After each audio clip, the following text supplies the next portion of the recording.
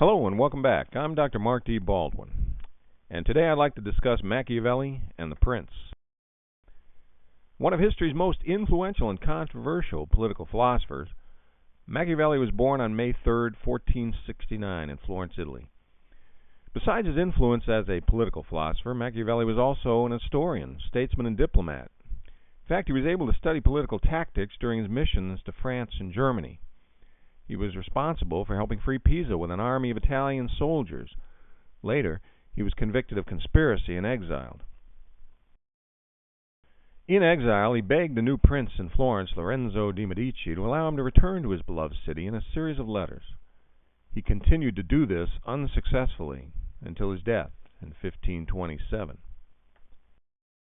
The Prince was one of these letters, now known as a book, and it was written in 1513.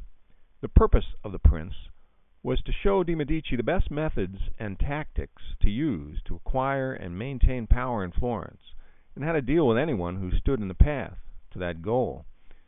By any means necessary was one of the ways Machiavelli thought about life. He outlined his suggestions for ruling in an environment of blackmail, political conflict, and violence, where Italy was repeatedly conquered and ruled by foreigners.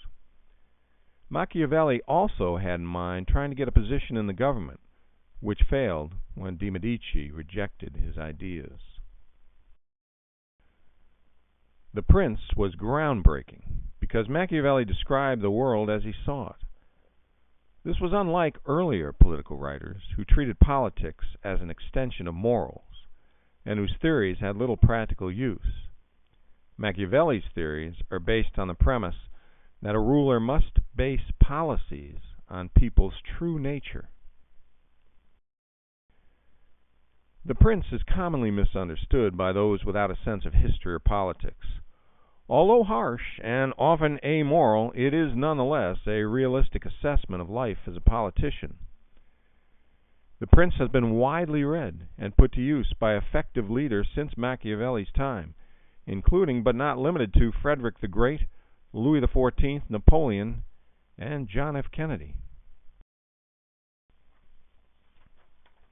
Machiavelli analyzed human nature in formulating his advice for rulers.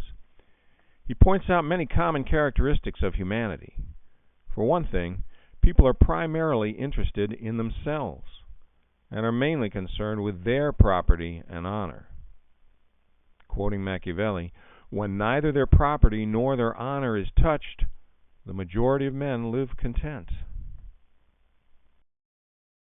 People often go along with the crowd and judge from appearances, noted Machiavelli.